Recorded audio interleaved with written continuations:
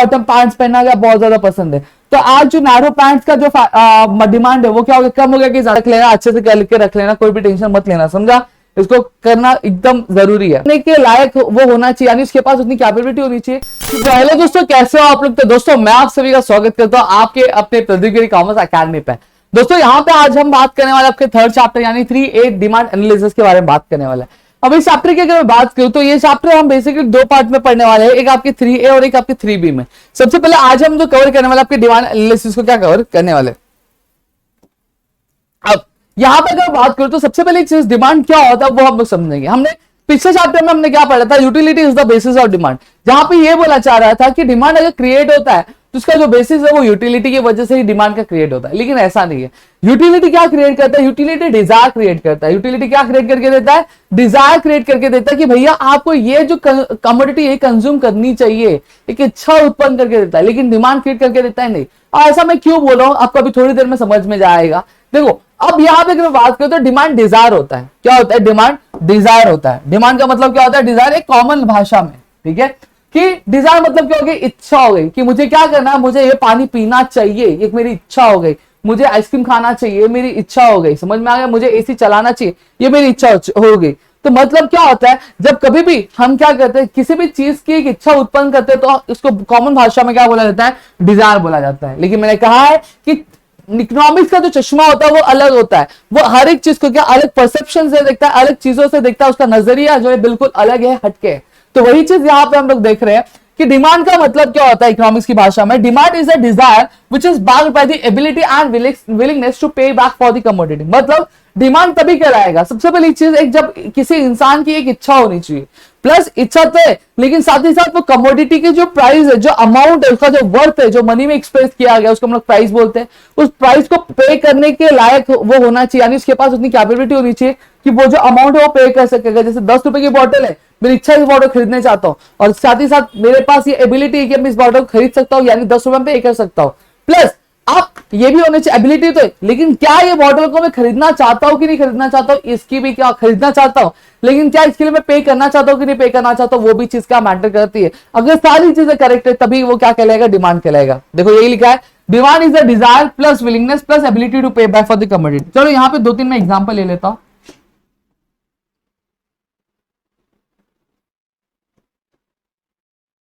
ठीक है।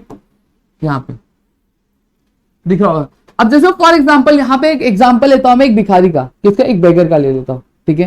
ये आपका डिजायर हो गया, ये एबिलिटी हो गई, ये विलिंगनेस हो गई, ठीक है। अब यहाँ पे क्या होगा, अब बेगर क्या खरीदना चाहता है, बेगर खरीदना चाहता है अपनी मर्सिडीज कार। देखो डिजायर है, हाँ है, उसकी इच्छा है, वो खरीदना चाहता है, ठीक है। क्या एबिलिटी है उसकी पे करने की, नहीं, एबिलिटी पे करने की नहीं है। लेकिन क्या अगर उसके पास पैसा होता तो वो क्या विलिंगनेस था उसको पे करने के लिए, अगर उसके पास 2 करोड़ रुपए होते तो क्या मर्सिडीज के लिए पे कर देता, हाँ पे कर देता। तो क्या बताइए मेरी डिमांड कहलाएगी, क्या ये मेरी डिमांड नहीं कहलाएगी। क्यों, क्योंकि तीनों एस्पेक्ट्स है, क्या तीनों एस्पेक्ट्स नहीं, एक एस्पेक्ट की क्या एक एस्पेक्ट की क्या आपकी लैक यहाँ पे दिखाई दे रही। प्लस वहीं पे जेठालाल को ले लेते हैं, जेठालाल जी। अब जेठालाल के पास डिजायर मर्सिडीज खरीदने की, वो खरीद सकता है, हाँ खरीद सकता है। एबिलिटी है पे करने की, हाँ एबिलिटी है पे करने की, तो वो पे भी कर सकता है। क्या विलिंगनेस है पे करने की, हाँ है विलिंगनेस पे करने की, तो उसको क्या हम लोग डिमांड बोलेंगे, हाँ डिमांड बोलेंगे। क्यों डिमांड बोलेंगे, क्योंकि यहाँ पे तीनों एस्पेक्ट्स क्या हो रहे हैं, अवेलेबल है। पोपटलाल की बात लेते हैं, पोपटलाल क्या है, पोपटलाल के पास डिजायर मर्सिडीज खरीदने की, हाँ है, खरीदना चाहता है। एबिलिटी है पे करने की, हाँ एबिलिटी है पे करने की, लेकिन कंजूस है, पे करना चाहता है, नहीं पे करना चाहता। तो क्या ये डिमांड कहलाएगा, नहीं कहलाएगा। तो मेरे ख्याल से डिमांड क्या होता है आपको समझ में आ गया। Demand is the Dzire. Demand एक क्या होती है, एक डिजायर होती है जो क्या किससे बात की जाती है कि आपके पास एबिलिटी प्लस ऑफ विलिंगनेस है, क्या कि आप क्या कमोडिटी के लिए जो अमाउंट है वो पे कर सकते हो कि नहीं पे कर सकते हो, उसी चीज को हम लोग क्या बोलते हैं, आपका डिमांड क्या बोलते हैं। तो मेरे ख्याल से आपको इतनी चीजें जो है क्लियर समझ में आ गई होंगी। अगर डिजायर है लेकिन विलिंगनेस नहीं है, एबिलिटी है, तो आपका डिमांड नहीं कहलाएगा। जब डिमांड डिजायर होगा प्लस एबिलिटी होगी प्लस विलिंगनेस होगा तभी वो क्या कहलाएगा, वो आपका डिमांड क्या कहलाएगा। दोस्तों क्लियर हो गया। अब यहाँ पे आते हैं हम लोग, सबसे बड़ी चीज अब यहाँ पे क्या दी गई है, एक आपको डिमांड शेड्यूल दिया गया। डिमांड शेड्यूल क्या होता है, demand schedule is basically nothing but a tabular representation. क्या होता है, एक टैबुलर रिप्रेजेंटेशन होता है। जैसे अभी थोड़ा सा ये हैंग करा तो यहाँ पे मैं इसको हाँ, जैसे अगर मैं बात करूं आपके पेज नंबर आपका जो है पेज नंबर 17 में आपको दिया गया है। देखो आपको क्या दिया रहेगा, आपको ऐसा टेबल दिया रहेगा। अब इस टेबल में क्या दिया रहेगा, एक तरफ प्राइस दिया रहेगा, एक तरफ क्या रहेगा कमोडिटी डिमांडेड का दिया रहेगा, समझ में आ गया। अब प्राइस दिया 10 रुपया, फिर 20 रुपया, फिर 30 रुपया, फिर 40 रुपया, समझ में आ गया। ऐसे डिमांड ऐसा प्राइस दिया गया, या फिर इसका ये ऐसा आ जाएगा आपका 40 30 20 10, ठीक है, आपको ऐसा दिया है। अब 40 रुपए में बंदा कितना खरीद रहा है, 5 किलो खरीद रहा है। 30 रुपए में सॉरी 40 किलो में कितना खरीद रहा है, आपका 1 किलो खरीद रहा है। 30 किलो में 2 किलो, 20 में 3 किलो, 10 में 4 किलो। अब यहाँ पे आपको ये टेबल बेसिकली दिखा रहा क्या है, ये टेबल आपको रिलेशनशिप दिखा रहा है कि जब गेहूं की प्राइस 40 रुपए किलो थी तो कितना किलो खरीदा था इंसान, 1 रुपया 1 किलो। जब वही 30 हो गई तो 2 किलो खरीदने लगा, जब 20 हो गई तो 3 किलो, जब 10 किलो हो गई तो 4 किलो। तो यही चीज बता रही है कि डिमांड शेड्यूल बताने की कोशिश क्या करता है, एक रिलेशनशिप जो होता है एक प्राइस और कमोडिटी डिमांडेड के बीच में, उसका एक रिलेशनशिप क्या बताता है। तो वही चीज यहाँ पे बताइए, देखो basic demand schedule is a tabular representation. देखो टैबुलर रिप्रेजेंटेशन है which show the function relationship between price and quantity demanded. देखो प्राइस ये है और ये क्वांटिटी डिमांडेड, ठीक है, for a particular commodity. Commodity क्या था हमारा कि आपका वीट क्या था, हमारा कमोडिटी था, समझ में आ गया। तो यही चीज होती है कि डिमांड शेड्यूल क्या होता है, याद रख लो। Demand schedule is basically a tabular representation which shows the relationship, which shows the functional relationship किसके बीच में, प्राइस और क्वांटिटी डिमांडेड के बीच में, समझ में आ गया, फॉर अ पर्टिकुलर कमोडिटी। अब यहीं पे डिमांड शेड्यूल की अगर मैं बात करूं तो डिमांड शेड्यूल आपका 2 पार्ट में डिवाइड किया गया है। कितने पार्ट में, 2 पार्ट में। एक सबसे पहला आता है आपका इंडिविजुअल डिमांड शेड्यूल और एक आता है आपका मार्केटेड डिमांड शेड्यूल। तो इंडिविजुअल डिमांड शेड्यूल क्या होता है, देखो डिमांड शेड्यूल तो पता चलेगा is the tabular representation which shows the functional relationship between the price and the quantity demanded, समझ में आ गया। लेकिन अब इंडिविजुअल डिमांड शेड्यूल क्या होता है, देखो इंडिविजुअल डिमांड शेड्यूल मतलब एक टैबुलर रिप्रेजेंटेशन जहां पे हमें यह दर्शाया जाएगा कि एक इंडिविजुअल पर्सन की जो डिमांड हर एक कमोडिटी पे, हर एक पर्टिकुलर कमोडिटी के लिए कितनी होती है, एक अलग अलग लेवल ऑफ प्राइसेस पे। जैसे क्या लिखा हुआ है, showing different quantities of commodities to that an individual is prepared to buy at a given price. जैसे मैंने यहाँ पे आपको बताया था कि मैंने यहाँ पे ऐसे 2 बाइफिकेशन किए, एक आपका लिख दिया प्राइस लिख दिया, एक आपका केजी में लिख दिया, ठीक है, डिमांड जो कर रहा है 40 30 20 10। देखो अब यहाँ पे क्या 1 2 3, थोड़ा सा ऊपर चले जाओ भाई, 4 ये दिया गया। अब देखो यही चीज इसको हम लोग क्या बोलेंगे, इंडिविजुअल डिमांड शेड्यूल बोलेंगे। क्यों, क्योंकि यहाँ पे एक पर्टिकुलर पर्सन, जब एक गेहूं जो चाहे वो 40 रुपए किलो हो तो एक पर्सन कितना डिमांड कर रहा था, 1 किलो रहा। भाई 30 किलो तो कितना डिमांड कर रहा है, 2 किलो। जब 20 रुपए हुआ तो 3 किलो, 10 रुपए हुआ तो 4 किलो। तो यहाँ पे हमें बेसिकली ये बताया जा रहा है हमें कि जब एक पर्टिकुलर कमोडिटी के प्राइसेस में चेंज आता है तो उसके अलग अलग जो क्वांटिटी डिमांडेड होती है उसमें कितना चेंज आता है, उसके बारे में हमें इंडिविजुअल डिमांड शेड्यूल क्या बताता है, समझ में आ गया। वही मार्केट डिमांड शेड्यूल क्या बताएगा, मार्केट डिमांड शेड्यूल आपके अलग अलग लेवल ऑफ प्राइसेस पे, अलग अलग लेवल ऑफ प्राइसेस पे एक पर्टिकुलर पर्सन जो होता है वो कितनी कमोडिटी के, पर्टिकुलर पर्सन नहीं सॉरी, जैसे अगर मैं यहाँ पे बात करें तो ए ले लेते इसको बी सी, गेहूं का दाम 40 किलो है, ठीक है, यहाँ पे ऊपर लिख दिया मैंने ज्यादा थोड़ा सा, 40 रुपए। ये बंदा 1 किलो खरीदा है, बंदा 2 किलो खरीदा है, 3 किलो खरीदा है, ये 30 किलो है, ये बंदा 2 3 4। तो मार्केट डिमांड होता क्या है, जब किसी भी कमोडिटी का प्राइस कितना होता है, जैसे फॉर एग्जांपल 40 रुपए, तो 40 रुपए पे तो जो मार्केट में जितने भी कंज्यूमर प्रेजेंट है वो कितना किलो डिमांड करे, ये 1 किलो करे, 2 किलो करे, 3 किलो करे। अब इसका टोटल करूंगा तो कितना, 40 रुपए पे कितना डिमांड किया जाए, 3 2 5 1 6।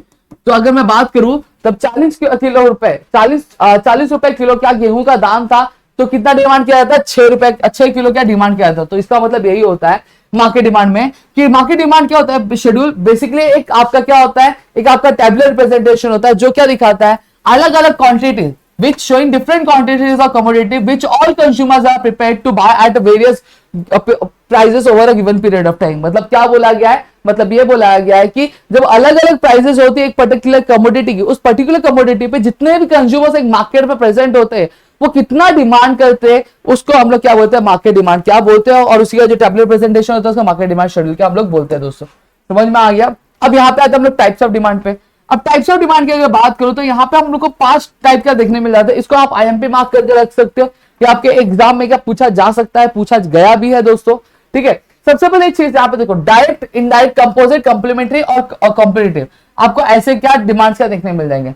सबसे पहले चीज डायरेक्ट डिमांड होता क्या, डायरेक्ट डिमांड मतलब दोस्तों एक ऐसी कमोडिटी जो हमारे वांट को क्या डायरेक्ट सेटिस्फाई कर सके, उसे किसी भी प्रोसेसिंग की जरूरत नहीं पड़ती है, उसे किसी भी चीज की अलग से बोलते हैं मैन्युफैक्चरिंग की जरूरत नहीं पड़ती, बस वो आया, वो हमने कंज्यूम किया, हमारी वांट सेटिस्फाई हो गई, उसको हम लोग डायरेक्ट डिमांड बोलते हैं। कपड़े, रेडीमेड कपड़ों को क्या हमें प्रोसेसिंग करना पड़ता है? नहीं, आया कपड़े, हमने पहना, हमारी डिमांड सेटिस्फाई हो गई। जैसा अगर मैं बात करूं चीनी आया, चीनी को चाय में डाला, मीठा खाने का मन था तो मीठा पी लिया, चाय मीठा पी लिया, तो डायरेक्ट डिमांड हो गया। पानी के बॉटल को क्या हम लोग कुछ मैन्युफैक्चर करते नहीं, आया उसमें पानी स्टोर किया और पीना चालू कर दिया, हमारी डिमांड हमारी फुलफिल हो रही कि नहीं, हमारी वांट फुलफिल हो रही कि नहीं हो रही है, तो उसी को हम लोग डायरेक्ट डिमांड बोलेंगे।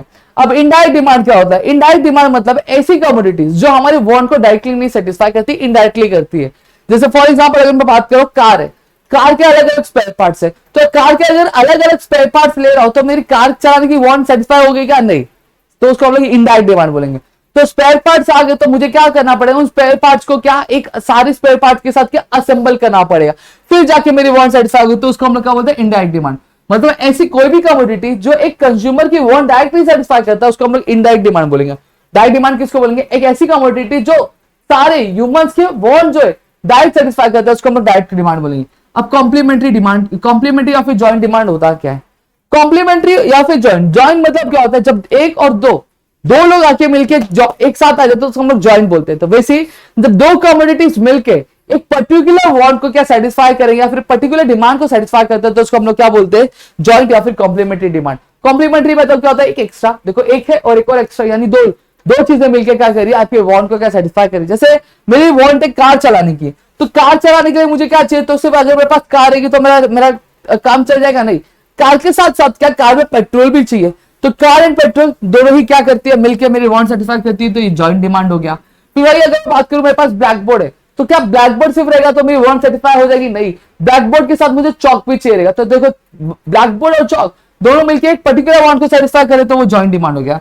अब मेरे पास क्या हो गया? ब्लैक बोर्ड है, चौक है, लेकिन डस्टर नहीं, तो मेरी वांट सेटिस्फाई होगी, तुम्हारा काम चलेगा नहीं, मुझे डस्टर भी चाहिए। तो यहाँ पे तीन चीज मिलकर डिमांड सेटिस्फाई करी तो उसको हम लोग क्या जॉइंट डिमांड बोलेंगे। समझा? जब दो या फिर दो से ज्यादा कमोडिटीज मिलकर एक पर्टिकुलर वांट को सेटिस्फाई करती है तो उसको हम लोग क्या बोलते हैं? उसको हम लोग जॉइंट डिमांड बोलते हैं। अब आप बोलेंगे सर कंपोजिट डिमांड क्या होता है या फिर कंपेटिटिव डिमांड क्या होता है? कंपोजिट डिमांड मतलब एक ऐसी कमोडिटी जो एक बार में क्या कर सकती है, एक बार में हमारे कई सारे वांट्स को सेटिस्फाई कर सकती है, उसको हम लोग कंपोजिट डिमांड बोलते हैं। जैसे इलेक्ट्रिसिटी की अगर बात करूं तो इलेक्ट्रिसिटी हमारी एक बार में बहुत सारी वांट सेटिस्फाई करती है। जैसे अगर फॉर एग्जांपल मैं हूं तो मेरी वांट क्या है? पार्लर को चालू करना, तो यहाँ पे मेरी वांट सेटिस्फाई हो रही, प्लस साइड से उसको चलाना तो वो वांट सेटिस्फाई हो रही है, प्लस गर्मी ना लगे इसलिए एसी चालू किया कि मुंह पे पसीना नहीं दिखे, तो इस वजह से तो वहां पे मेरी ये भी वांट सेटिस्फाई हो रही है। सही बात है। तो ऐसे करके क्या मेरी बहुत सारी वांट्स क्या हो रही है? एक बार में सेटिस्फाई हो रही कि नहीं हो रही है? किसकी वजह से? इलेक्ट्रिसिटी की वजह से, तो हम लोग कंपोजिट डिमांड बोलेंगे। वाटर की बात कर लो तो वाटर भी हमारे नहाने के, कपड़े धोने के बहुत सारे वांट्स को क्या सेटिस्फाई करता है कि नहीं करता, तो उसको हम लोग क्या बोलते हैं? कंपोजिट डिमांड क्या बोलते हैं। जब क्या किया जाएगा? जब आपके ऐसी कोई भी कमोडिटी जब आपकी एक बार में बहुत सारे वांट सेटिस्फाई कर पाएगी तो उसको हम लोग क्या बोलेंगे? कंपोजिट डिमांड क्या बोलेंगे। अब कॉम्पिटिटिव डिमांड क्या होता है? कॉम्पिटिटिव डिमांड मतलब दोस्तों आपके सब्स्टिट्यूट का डिमांड। जैसे अगर फॉर एग्जांपल देखो चाय क्या करती है? चाय हमें फ्रेशनेस देती है और कॉफी भी क्या देती है? हमें फ्रेशनेस देती है। अगर चाय के बदले अगर मैं कॉफी पी लूंगा तो चलेगा क्या? हाँ चलेगा। अगर कॉफी के बदले अगर मैं चाय पी लूंगा तो चलेगा? हाँ चलेगा। जैसे पर्क और मंच है, दोनों सेम है। अगर मंच नहीं मिला पर्क खा लिया तो चलेगा? हाँ चलेगा। अगर पर्क नहीं मिला तो मंच खा लिया तो चलेगा? चलेगा। दोनों ही करंची है, सही बात, दोनों ही चॉकलेट्स है। तो उसी चीज को हम लोग क्या बोलते हैं? सब्स्टिट्यूट गुड्स, सब्स्टिट्यूट या फिर कॉम्पिटिटिव डिमांड बोलते हैं। मतलब अगर एक कमोडिटी नहीं है, एक कमोडिटी के बदले दूसरी कमोडिटी और वो सेम काम करती है तो उसको हम लोग क्या बोलेंगे? Competitive demand. सबसे एक सीधी सब्स्टिट्यूट मतलब जिसको एक ऐसा गुड्स जिसका क्या है? एक कॉपी है या फिर हम लोग बोल सकते हैं सेम दूसरा भी गुड्स है, तो हम लोग कॉम्पिटिटिव डिमांड बोलते हैं। समझा? अब डिटर्मिनेंट्स ऑफ डिमांड पढ़ेंगे, ठीक है? तो यहाँ पे मेरे ख्याल से आपको इतनी चीजें क्लियर हो गई है। अब डिटर्मिनेंट्स ऑफ डिमांड क्या होता है? देखो यहाँ पे अगर मैं बात करूं डिटर्मिनेंट्स ऑफ डिमांड की, तो इसको आप ये कर सकते हो। अगर आपने ये कर लिया तो आपका अजम्पशन वाला भी काम हो जाता है। जो लॉ ऑफ डिमांड में हम लोग पढ़ेंगे वो कैसे होता है वो मैं आपको आगे बताऊंगा, ठीक है? तो ये आप इजिली करके रख लेना, अच्छे से करके रख लेना, कोई भी टेंशन मत लेना। समझा? इसको करना एकदम जरूरी है। तो देखो आपके एग्जाम में आ सकता है डिटर्मिनेंट ऑफ डिमांड आ सकता है, या फिर आ सकता है आपको फैक्टर्स अफेक्टिंग डिमांड। ऐसे करके आपको क्या क्वेश्चन क्या पूछे जाएंगे, आपके बोर्ड एग्जाम में पूछा जा सकता है। तो देखो डिटर्मिनेंट्स ऑफ डिमांड भी सेम है, फैक्टर्स अफेक्टिंग डिमांड भी सेम है, तो आपको यही आंसर का लिखना रहेगा। समझ में आ गया? अब यहां पे सबसे पहला चीज क्या दिया गया? प्राइस पे। देखो प्राइस एक बहुत इंपॉर्टेंट चीज है, सही बात है। अगर जैसे फॉर एग्जांपल अगर मैं बात करूं, हम कभी भी किसी भी कमोडिटी की जब डिमांड करते हैं या फिर उसको खरीदते हैं तो क्या देख के खरीदते हैं, उसकी प्राइस देख के खरीदते हैं। अगर फॉर एग्जांपल किसी कमोडिटी की जो प्राइस अगर ज्यादा है तो उसकी डिमांड हमारे लिए क्या हो जाती है, कम हो जाती है। अगर वही किसी कमोडिटी की प्राइस कम है तो उसकी डिमांड क्या होती है, ज्यादा। अब आप एग्जांपल ले लो, एक कांदे का एग्जांपल लेते हैं। आपने कई बार देखा होगा कि आपके जो ट्रक्स होती है या फिर टेम्पोज होते हैं उसमें कुछ गांव वाले जो होते हैं जो रूरल एरिया से आके क्या करते हैं, कांदा बेचते हैं, और वो बहुत चीप कांदा बेचते हैं, मतलब बहुत सस्ते में कांदा बेचते हैं, सही बात है। एक गोनी आपको 100 में मिल जाएगा या फिर 200-300 में, ऐसे का उनकी एक गोनी रहती है जिसमें 5-5-6-6 किलो क्या रहता है, सही बात है। अब वो जब कांदा बिकता रहता है तो लोगों की भीड़ वो गाड़ी पे कैसी रहती है, बहुत ज्यादा रहती है। क्यों? क्योंकि जब कांदे का प्राइस यहाँ पे कम है तो डिमांड क्या है, ज्यादा है। वही अगर कांदे का एक नॉर्मल जो एक शॉप होती है उस शॉप में अगर जाओ तो कांदा हमें महंगा मिलता है फॉर एग्जाम्पल उसी टाइम पे, तो वहां पे आप भीड़ देखोगे क्या रहती, कम रहती कांदे के लिए, सही बात है। तो कांदे की डिमांड वहां पे कम हो गई। तो यहाँ पे ये चीज समझ के रखना कि आपका जो प्राइस है एक बहुत इंपॉर्टेंट चीज है। जब किसी भी कमोडिटी की प्राइस अगर ज्यादा है तो उसके लिए जो डिमांड होगी वो कम रहेगी। भाई किसी भी कमोडिटी की अगर प्राइस कम है तो वहां के लिए जो डिमांड होगी वो क्या रहेगी, वो ज्यादा रहेगी। समझ में आ गया? इतनी चीजें क्लियर है? तो मेरे ख्याल से आपको इतनी चीजें क्या क्लियर हो गई होंगी। अब दूसरी चीज क्या, आपकी इनकम। अब इनकम एक क्या होता है, अब इनकम आपके परचेसिंग पावर को बढ़ाता है। जैसे फॉर एग्जांपल मेरी इनकम कितनी थी, मेरी इनकम फॉर एग्जांपल अगर मैं ले लूं, मेरी इनकम 20,000 रुपए थी, 20,000 इनकम थी, और मैं तब कितने रुपए किलो की चावल खाता था, 40 किलो रुपए की चावल मैं क्या करता था, वो 3 किलो में मैं क्या मंगवाता था, ठीक है, और एडजस्ट करके क्या पूरे महीने क्या चलाता था। अब मेरी जो इनकम हो गई वो कितनी हो गई, वो हो गई 80,000 रुपए हो गई। अब मेरी जो परचेसिंग पावर, अब 40 किलो ही वाले में कितने किलो मंगाता हूँ मैं, 30 किलो की गोनी मंगाता हूँ। कितनी किलो की, 30 किलो की गोनी मंगाता हूँ। देखो इनकम थी मेरी कम थी तो मेरी परचेसिंग पावर कम थी, यानी उस कमोडिटी के लिए जो मेरी डिमांड थी वो क्या थी, कम थी, सही बात है।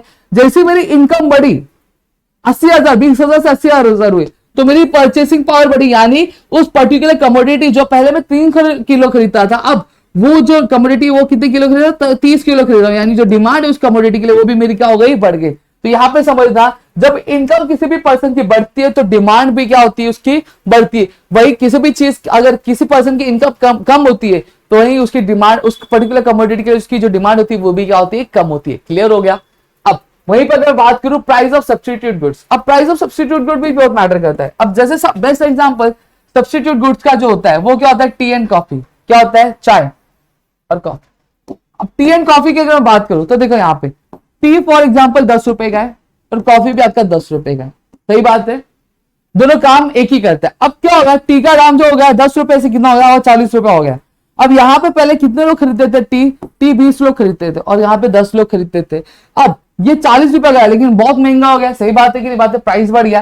तो यहाँ पे जो पर्सन होंगे वो ऑटोमेटिकली आ जाएंगे, इधर शिफ्ट हो जाएंगे। हो सकता है पूरे ना शिफ्ट हो, लेकिन आपके कितने हो जाएंगे, आपके चलो 15 मांग लेते हैं, तो 15 अगर मैं बढ़ू तो कॉफी की डिमांड कितनी हो जाएगी, 25 हो जाएगी कि नहीं, 25 हो जाएगी, 25 हो जाएगी। तो देखो यहाँ पे अगर टी के दाम बढ़ रहे तो कंज्यूमर्स हो रहे यहाँ पे शिफ्ट हो रहे, क्योंकि दोनों ही जो चीज है वो जो सर्विस प्रोवाइड करे या फिर हम बोलते जो यूटिलिटी प्रोवाइड करे वो सेम प्रोवाइड करते हैं। ये भी फ्रेशनेस देता है, ये भी फ्रेशनेस देता है। तो अगर ये महंगा होगा तो लोग इसको कंज्यूम करना छोड़ इसको कंज्यूम करना क्या शुरू क्या कर देंगे। दोस्तों समझ में आ गया? तो यहाँ पे अगर सब्स्टिट्यूट गुड के प्राइस बढ़ते तो हमारी डिमांड क्या होगी, बढ़ेगी। अगर सब्स्टिट्यूट प्राइस की डिमांड कम होते तो हमारी कमोडिटी की जो प्राइस होगी वो कम हो जाएगी। जैसे टी का दाम जब बढ़ा तो कॉफी की डिमांड क्या हो गई, बढ़ गई। वही अगर टी का डिमांड अगर कम होता, टी का जो अगर प्राइस अगर 5 रुपए जाता तो यहाँ के सारे कस्टमर्स कहाँ पे शिफ्ट हो जाते हैं, यहाँ के सारे जो कंज्यूमर्स होते हैं कॉफी वाले वो सारे कहाँ पे बढ़ जाते, टी पे क्या चले जाते, क्योंकि टी कॉफी 10 रुपए मिल रही है और चाय की ऑलरेडी 5 रुपए मिल रही है, तो हम लोग क्या कंज्यूम करेंगे, हम लोग चाय कंज्यूम करेंगे। और यहाँ पे कितने बचते हैं, यहाँ पे 5 ही बचते। समझ में आ गया? तो प्राइस ऑफ सब्स्टिट्यूट गुड्स भी बहुत क्या करता है, वो बहुत ज्यादा मैटर करता है। फिर इसके बाद आपका कॉम्प्लीमेंट्री गुड्स। और कॉम्प्लीमेंट्री गुड्स क्या होता है, देखो कॉम्प्लीमेंट्री गुड्स का मैंने थोड़ी देर पहले एग्जांपल दिया था आपको, किसका, मैंने आपको दिया था कार और पेट्रोल का, ठीक है। अब हम सभी से जानते हैं कि अगर कार का दाम बढ़ा, जैसे फॉर एग्जांपल पेट्रोल है और कार है, अगर कार का दाम बढ़ रहा है तो लोग कार खरीदेंगे क्या, नहीं खरीदेंगे। जब कार नहीं खरीदेंगे तो पेट्रोल खरीदेंगे क्या, पेट्रोल भी नहीं खरीदेंगे। तो यहाँ पे देखो कार के दाम बढ़ने की वजह से पेट्रोल का जो डिमांड था वो ऑटोमेटिकली कम हो गया कि नहीं कम हो गया, कम हो गया। वही सेम चीज अब इनवर्स कंडीशन अप्लाई करता हूं, जब क्या होगा, जब पेट्रोल का दाम बढ़ेगा तो कार का डिमांड क्या हो जाएगा, कम हो जाएगा कि नहीं कम हो जाएगा, कम हो जाएगा। क्यों? क्योंकि हाथी को खरीदना बड़ी बात नहीं होती, हाथी को पालना बहुत बड़ी बात होती है। समझ में गाड़ी खरीदना बड़ी बात नहीं होती, पेट्रोल भराना बहुत बड़ी बात होती है। ठीक है, तो पेट्रोल भरते भरते भी बहुत लोगों का दिवाला निकल जाता है। तो यही चीज है, अगर जैसे पेट्रोल का दाम अगर बढ़ रहा है तो कार की डिमांड कम हो जाएगी। ठीक है, वही कार का दाम अगर बढ़ रहा है तो पेट्रोल की डिमांड क्या हो जाएगी, कम हो जाएगी। तो यही चीज है दोस्तों कि ये कॉम्प्लीमेंट्री गुड्स के भी जो प्राइस होते हैं बहुत ज्यादा इफेक्ट करते हैं दूसरे गुड्स के प्राइस के लिए। ठीक है, फिर आता है आपका नेचर प्रोडक्ट। अब नेचर प्रोडक्ट क्या होता है, जो आप कमोडिटी खरीद रहे हो, जो कमोडिटी की आप डिमांड कर रहे हो उसका नेचर कैसे। जैसे फॉर एग्जाम्पल एक एग्जाम्पल लेता हूं, डायबिटीज का एग्जाम्पल लेता हूं। आप सभी जानते हैं कि डायबिटीज के जो पेशेंट्स होते हैं उनकी जो मेडिसिन रहती है उनको कंज्यूम करना क्या होता है, वो बहुत ज्यादा जरूरी होता है। सही बात है। अब हमने एक थियरी ये भी पढ़ ली कि अगर प्राइस बढ़ता है तो डिमांड क्या होता है, कम होता है। वही अगर प्राइस कम होता है तो डिमांड क्या होता है, बढ़ता है। अब यहाँ पे देखना असर कुछ नहीं पड़ेगा। डायबिटीज की जो दवाई है वो क्या है, एक जरूरी एक नीड है डायबिटीज पेशेंट की। सही बात है। अगर उसका प्राइस बढ़ रहा भी है तो क्या डायबिटीज का पेशेंट दवाई खाना छोड़ देगा, क्या नहीं, वो खाएगा ही। यानी उसकी डिमांड में कुछ फर्क पड़ेगा, नहीं पड़ेगा। वही अगर डायबिटीज की गोली की अगर प्राइस कम भी हो जाती है तो क्या एक नॉर्मल इंसान अब डायबिटीज की दवाई खाना शुरू कर देगा, क्या नहीं, उसकी डिमांड चेंज होगी, क्या नहीं चेंज होगी। तो यही चीज होता है कि आपका नेचर ऑफ प्रोडक्ट, यानी आपको प्रोडक्ट किस तरह का है। जैसे फॉर एग्जाम्पल अगर मैं बात करूं वॉच की अगर बात करो तो वॉच का अगर प्राइस बढ़ता है तो उसका डिमांड बट ऑब्वियसली बात कम हो जाएगी, क्योंकि ये एक एसेंशियल प्रोडक्ट नहीं है, एक एसेंशियल चीज नहीं है हमारे लाइवलीहुड के लिए। एसेंशियल है क्या, नहीं, अगर इसको नहीं भी पहना तो भी चलेगा, समझ में। लेकिन डायबिटीज की गोली क्या कंपलसरी थी, तो इस वजह से अगर प्राइस कम हो या ज्यादा हो, इनकम बढ़े या फिर कम बढ़े, उसकी डिमांड पे कोई भी असर नहीं पड़ेगा दोस्तों। वही अगर क्या होगा, अगर यही चीज अगर कोई फंकी क्लोथ्स होते तो प्राइस कम ज्यादा, इनकम कम ज्यादा, उसके डिमांड क्या होती, रेज होती। और साइज ऑफ पॉपुलेशन, एक कंट्री है, उस कंट्री में 100 लोग हैं तो कमोडिटी डिमांड क्या होगी, 100 की होगी। सही बात है। वही एक कंट्री और है, वहां पे 20 लोग हैं तो कमोडिटी डिमांड की भी क्या होगी, 20 होगी। तो यहीं पे वो चीज समझो कि अगर आपकी पॉपुलेशन अगर बढ़ती है तो डिमांड भी क्या होता है, बढ़ता है। अगर वही आपकी पॉपुलेशन कम होती है तो डिमांड भी क्या होता है, कम होता है। जैसे फॉर एग्जाम्पल अगर मैं ले लूं कि पहले इस एरिया में 20 लोग रहते थे तो कमोडिटी 20 की ही थी, कम थे इस वजह से। अब यहाँ पे कितने लोग रहने लगे, अब यहाँ पे रहने लगे 200 लोग, तो कमोडिटी डिमांड कितनी बढ़ गई, 200 बढ़ गई। तो यही चीज है, अगर पॉपुलेशन कम रहेगी, पॉपुलेशन कम होगा तो डिमांड भी क्या कम हो जाएगी। अगर पॉपुलेशन बढ़ता जाएगा तो डिमांड भी क्या हो जाएगा, बढ़ता जाएगा दोस्तों। क्लियर है। फिर उसके बाद आता है expectation of about future prices. अब यहाँ पे देखना, एक्सपेक्टेशन अबाउट फ्यूचर प्राइसेस मतलब क्या होता है, जब हमें ऐसा लगता है कि आगे चलकर किसी भी एक पर्टिकुलर कमोडिटी के प्राइस में चेंज होने वाला है, चाहे कम होने वाला है चाहे ज्यादा होने वाला, तो क्या होता है, डिमांड पे असर पड़ता है। जैसे फॉर एग्जाम्पल कांदे की अगर बात करूं, एक दिन मैं मार्केट गया क्या कांदा खरीदने के लिए। अब कांदा था कितने रुपए किलो, 80 रुपए किलो था। ठीक है, 80 रुपए किलो था। जब मैं मार्केट में गया तो मुझे ये सुनने आया कि अब कांदे का दाम जो है, अब 80 रुपए किलो पे मैं कितना 5 किलो खरीदने गया था। ठीक है, अब जब मैं मार्केट में गया तो मुझे ये सुनने आया कि अब कांदे का दाम जो है वो 160 रुपए किलो क्या कल के दाम पे हो जाएगा। और मुझे क्या पता चल रहा है, मुझे ये पता चल रहा है कि एक्सपेक्टेशन ये की जा रही है कि कांदे का दाम क्या राइज होगा। तो मैंने क्या किया, मैंने 5 किलो के बदले मैंने 20 किलो कांदे क्या ऑलरेडी क्या भरवा के स्टॉक में क्या रख दिए। तो देखो प्राइस बढ़ा, तो अब मुझे लग रहा है कि आगे चलकर फ्यूचर में जो प्राइस हो जाएगी, रेस हो जाएगी। तो यहाँ पे आज के डेट पे जहां मैं 5 किलो खरीदने वाला था वहां पे 20 किलो में बढ़ रहा खरीद रहा हूं, यानी मेरी जो डिमांड हो गई बढ़ गई कि कम हो गई, बढ़ गई। अब यहीं पर उल्टा देता हूं, अब मुझे क्या लग रहा है, मैं मार्केट गया, अब मुझे कितना किलो खरीदने का, 80 रुपए किलो कांदा मिला, लेकिन अब मुझे पता चल रहा है कि 20 रुपए किलो कांदे क्या होने वाले। तो जहां पे मैं 20 किलो खरीदने के मूड से गया था, अब मैं वहां पे कितना खरीदूंगा, तो उस दिन के लिए सिर्फ 1 ही किलो खरीदूंगा। क्यों, क्योंकि अब मुझे कल के दिन तो कांदे सस्ते मिलेंगे, तो मैं जो बाकी की नीड होगी वो फुलफिल करूंगा। तो यही चीज है, अगर प्राइस क्या होता है, मुझे लग रहा है कि फ्यूचर में आज के कंपैरिजन में प्राइस जो हो जाएगा कम हो जाएगा फ्यूचर में, तो मैं यहाँ पे मेरी आज के टाइम पे जो डिमांड होगी वो कम हो जाएगी। वही अगर मुझे लग रहा है कि आगे चलकर प्राइस बढ़ने वाला है तो आज के लिए जो मेरी कमोडिटी की जो डिमांड होगी वो बढ़ जाएगी। क्लियर हो गया।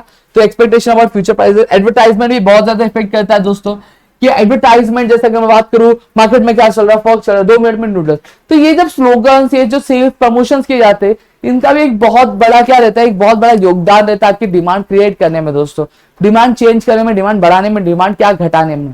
समझ में आ गया। फिर उसके बाद अगर मैं आता हूँ टेस्ट, हैबिट, फैशन, देखो इंसान का टेस्ट बदलेगा, हैबिट बदलेगा, फैशन बदलेगा तो डिमांड क्या चेंज हो जाएगा। जैसे पहले नैरो पैंट्स का बहुत ज्यादा जमाना था, सही बात है, लोगों का क्या हुआ, लोगों का अब फैशन लोगों का बदल गया और लोगों बेल बॉटम पैंट्स पहनना क्या बहुत ज्यादा पसंद है। तो आज जो नैरो पैंट्स का जो डिमांड है वो क्या हो गया, कम हो गया कि ज्यादा, कम हो गया। क्यों? क्योंकि फैशन में चेंज हो गया। पहले मुझे कैडबरी बहुत ज्यादा पसंद था, लेकिन आज मुझे मंच पसंद है। मेरा टेस्ट बदल गया, तो कैडबरी का डिमांड कम हो गया, ठीक है, और मंच का डिमांड क्या हो गया, बढ़ गया। समझ में आ गया? तो इस तरह से क्या चीजें क्या चेंज होती है। पहले मुझे किसका पीने, अब मुझे अल्कोहल पीने का बहुत ज्यादा शौक था, यानी हॉबी थी मेरी अल्कोहल पीना, ठीक है। अब मुझे क्या दूध पीने का शौक है, तो अल्कोहल का डिमांड कम हो गया अभी, और मिल्क का क्या हो गया, बढ़ गया। तो इस तरह से डिमांड चेंज होता है। फिर लेवल ऑफ टैक्सेशन, टैक्सेशन की वजह से क्या होता है, लेवल ऑफ टैक्सेशन किस तरह से मैटर करता है। देख, जैसे अभी हमें पता है हमारे कंट्री में फॉर एग्जांपल इंपोर्ट ड्यूटी में कितना परसेंट इंपोर्ट ड्यूटी पीना, 100% इंपोर्ट ड्यूटी क्या हमें लगाना है, ठीक है। अब यहाँ पे अगर मैं गुड्स मंगा रहा हूँ, जैसे 2 करोड़ का गुड मंगाया, तो यहाँ पे इस पे इंपोर्ट ड्यूटी कितनी है, 2 करोड़ की, यानी टोटल गुड मेरा 4 करोड़ का हो जाएगा। सही बात है। तो यहाँ पे अगर कोई बाहर से मंगाएगा तो बोलेगा 2 करोड़ का खरीदा, 2 करोड़ का टैक्स ड्यूटी भी खरीदना है, तो बाहर से क्यों खरीदा, अपने देश से। तो बाहर से आने वाले गुड्स की डिमांड क्या हो जाएगी, कम हो जाएगी, नहीं कम हो जाएगी। वही चीज अब क्या हो जाए, अब फॉर एग्जाम्पल इंपोर्ट ड्यूटी 100 से 1% हो जाए, कितनी परसेंट, 1%, तो यहाँ पे 2 करोड़ का 1% कितना जाएगा, 2 लाख के आसपास कुछ जाएगा। सही बात है, ठीक है, 2 लाख के आसपास क्या आपका जाएगा। अब यही चीज यहाँ पे बोली गई है, यहाँ पे जब क्या होगा आपका, जब टैक्सेशन आपका कम हो रहा है तो क्या हो रहा है, उसकी जो प्राइस होगी वो भी कम हो जाएगी। जब प्राइस कम होगी तो डिमांड क्या हो जाएगा, बढ़ जाएगा। वही टैक्सेशन बढ़ रहा है तो प्राइस में भी क्या होता है, इंक्रीज होता है। तो जब प्राइस इंक्रीज हो जाएगा तो डिमांड क्या हो जाएगी, कम हो जाएगी। तो यहाँ पे इस तरह से लेवल ऑफ टैक्सेशन भी क्या आता है, आपका चेंज होने की वजह से डिमांड पे क्या असर क्या पड़ता है। तो यहाँ पे मैंने आपको सारी चीजें इससे रिलेटेड जो है चीज आपको समझा दी दोस्तों। अब नेक्स्ट सेक्शन में हम लोग क्या देखने वाले हैं, नेक्स्ट सेक्शन में बहुत ही इंपॉर्टेंट वीडियो होगा दोस्तों आपका। ये क्या हो रहा है भाई, 2 मिनट। हाँ, यहाँ पे अब लॉ ऑफ डिमांड हम लोग नेक्स्ट सेक्शन में करने वाले हैं, तो प्लीज आप नेक्स्ट सेक्शन में जरूर देख लेना, ठीक है। अब वो आपके लिए इंपॉर्टेंट, बहुत इंपॉर्टेंट, एग्जाम में पूछा भी जाता है, और आपको लर्न कैसे करना वो ट्रिक भी मैं यहाँ पे बताऊंगा। तो आई होप आपको चीज समझिए तो प्लीज वीडियो को लाइक करिएगा, चैनल सब्सक्राइब नहीं किया तो चैनल सब्सक्राइब करना, अपने दोस्तों शेयर करना, ताकि ऐसे और कई सारे वीडियोस हम आपके लेकर आ सके आपके अपने प्रदीप गिरी कॉमर्स अकेडमी में दोस्तों।